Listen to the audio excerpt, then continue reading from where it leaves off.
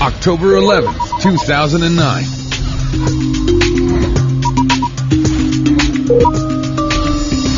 16:9, the bigger picture.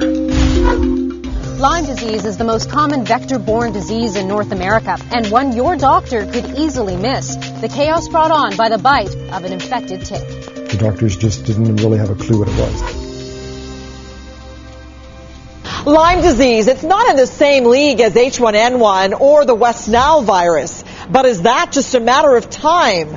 Lyme disease is tricky, hard to treat, and sometimes even harder to diagnose. Some victims of the disease see themselves as lepers and accuse the medical establishment of ignoring their plight. Our Beatrice Politi has more. The doctors just didn't really have a clue what it was. I couldn't get in and out of my house. It is epidemic in the States and in Canada. It's going to put the nation on the knees. A Lyme disease denial, that's what we have by the medical profession. Every day, Robert Manton hooks himself up to what he calls the big gun of antibiotics, a doxycycline IV. The first week when the symptoms started, it felt like I had a very, very bad case of the flu. And then the week after that, I started having migraines every single day, and that went on for months. Then came body pain and muscle twitching and mental confusion. After 10 months and 18 different doctors, Manton had an answer: Lyme disease. Lyme disease is a bacterial infection brought on by the bite of an infected tick. Ticks themselves get the bacteria once they've bitten infected animals, including mice and squirrels. Manton traces it back to a 2004 camping trip near Brantford, Ontario. There was a whole slew of ticks around our campsite. Ticks are found lower than you think, and about this level, and they'll be often stuck to a tip of that point of that leaf, and when you walk by, it'll hang on to your sock, and it'll usually go under your body and get into the groins, into the axilla, and the back of the hair. They know exactly place to go, not to be detected. Janet Mitchell believes she was bitten while on a walk on the north shores of Lake Erie. When we came out, there was actually a Ministry of Natural Resources sign that said, please stay on the path. Ticks which cause Lyme disease have been found in this allotment. Mitchell soon developed a red rash, which looks like a bullseye. When I went to the doctor, he said, oh, don't worry about it, it's nothing. Yet that bullseye-type rash is a classic sign of early Lyme disease. Other initial symptoms tend to be vague, including fever, headache, and fatigue. The bacterium causing it is called Borrelia burgdorferi. It's a spirochete, or corkscrew-shaped bacteria, that can wind its way into the tissues of the body. Tick areas in Canada appear to be relatively sparse and concentrated mostly along the border with the United States. U.S. surveillance shows far more widespread tick activity. All those ticks add up to at least 27,000 reported cases of Lyme disease every year, according to American statistics. But the U.S. Centers for Disease Control suspects the real numbers are probably 10 times higher. Here in Canada, Lyme disease cases only number in the dozens across the country. Numbers disputed by some doctors and Lyme patient organizations who continue to petition the government, accusing them of lax surveillance and inaction on what they say is a major public health threat. It is here, but we're not diagnosing it. Canadian health officials, on the other hand, say the risk over most of Canada is quite low and the disease still quite uncommon. There is increasing risk. People are acquiring infection, but it's not an epidemic in the way that one could think of H1N1. To be counted as having Lyme disease in Canada, you must have positive lab results. There are 2 standard tests, but they're not definite indicators of the disease.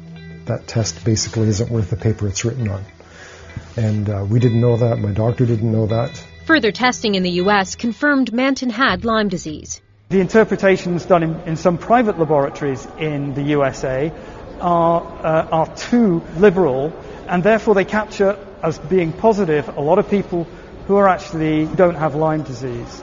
Though Canadian health officials still admit the mandated tests are relatively insensitive in the early stages of the disease. It is possible that some people may be infected and yet be test negative, and so it's important that doctors are aware of the clinical signs. But in practice, doctors are very much divided on how to diagnose Lyme disease, where it might exist in Canada, and how best to treat it. Doctors agree on one thing. If you catch it early, you can totally cure it. And if you don't, The patients quite often suffer more serious neurological arthritis and occasionally cardiac problems.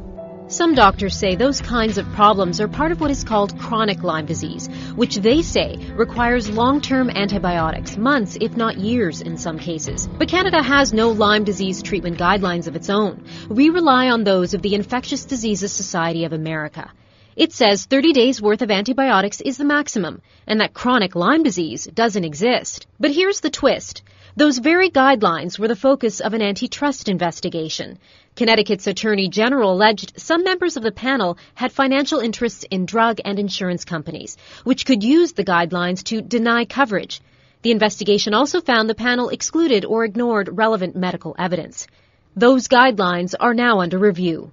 So with questions swirling around guidelines, the views of some that tick surveillance is potentially inadequate, and concerns around the accuracy of lab tests, both Dr. Joseph Kropp in Ontario and Dr. Ernie Murakami in British Columbia relied heavily on patients' symptoms to diagnose Lyme disease. They call themselves doctors of last resort. Both used controversial long-term antibiotic therapy, they say, with excellent results. 27 people I've taken out of permanent wheelchair. Both have been investigated by their respective medical colleges. In 2007, the College of Physicians and Surgeons of British Columbia began investigating Dr. Murakami. They went through all my Lyme files. They couldn't find anything. The college would not disclose specific details of the investigation. It was never concluded, as the college says Dr. Murakami voluntarily retired. Dr. Murakami claims he felt pressured to retire. A decade ago, the College of Physicians and Surgeons of Ontario found Dr. Kropp guilty of professional misconduct in the care of some of his patients for using methods of diagnosis, it said, were not scientifically proven, although that case did not relate to Dr. Kropp's treatment of Lyme disease. Now he's under investigation again. Dr. Kropp says this time the college took the files of his Lyme disease patients. The college would only confirm Dr. Kropp is under investigation, but would not disclose why. Dr. Murakami says these types of investigations leave most doctors afraid to treat chronic Lyme disease. They're intimidated, they're scared. Do they want to risk losing their livelihood? And perhaps with good reason. Several U.S. doctors lost their licenses after treating Lyme patients. It was 4 years before Mitchell was properly diagnosed. My first diagnosis was multiple sclerosis.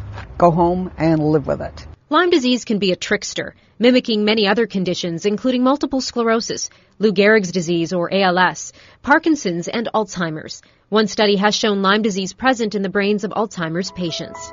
Janet Mitchell is now on long-term antibiotics and says she's getting better. But both she and Robert Manton say none of this had to happen. There's no reason that I've been through this. It really turns your life upside down. Getting sicker and sicker month by month and not knowing why, that was tough.